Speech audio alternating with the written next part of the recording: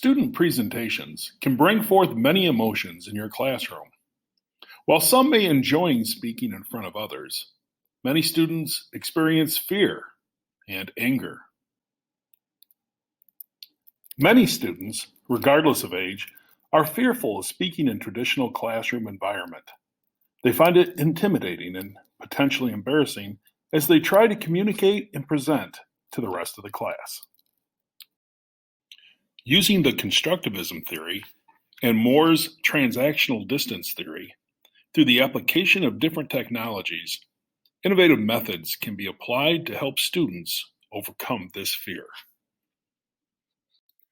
In constructivism, a theory progressed by Leo Vygotsky, the difference between what the learner can do on his own and what he can do with assistance is known as the zone of proximal development, or ZPD.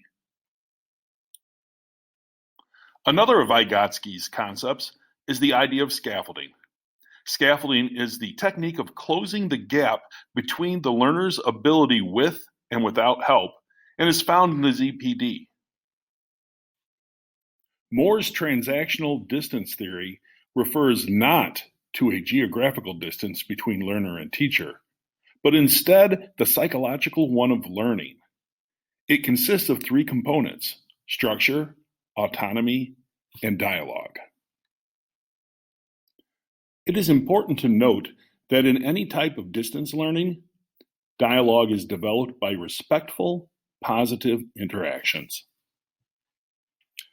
Our third component is technology application.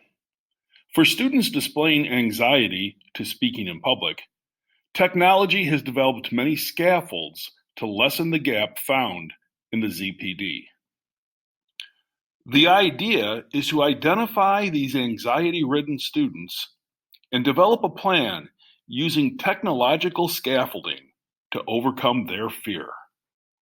Using technologies such as Powtoon, VoiceThread, or even PowerPoint, students can narrate a presentation and download it or share it as a link. Following along with the theories, a student who records a presentation and shows it to the class has a very large zone of proximal development in terms of speaking publicly. As dialogues are created from the class to the student, those positive interactions create confidence or increase autonomy in the student, thereby shrinking the ZPD. The teacher can lessen the use of scaffolding as the student progresses. The student could start with a presentation other students find online, and a second step where the presentation is presented in class without the student present.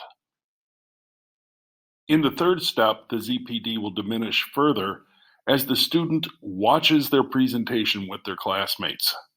And the fourth step decreases it further as the student will introduce their presentation to the entire class before it is shown. Finally, as the ZPD disappears completely, the student will be able to deliver an entire presentation without needing any scaffolding through Web 2.0 tools using narration. I hope you have been given something to consider using for students with major anxiety about speaking in public. Using constructivism and transactional distance theories, a precise plan of action can go far in helping these students overcome their fears.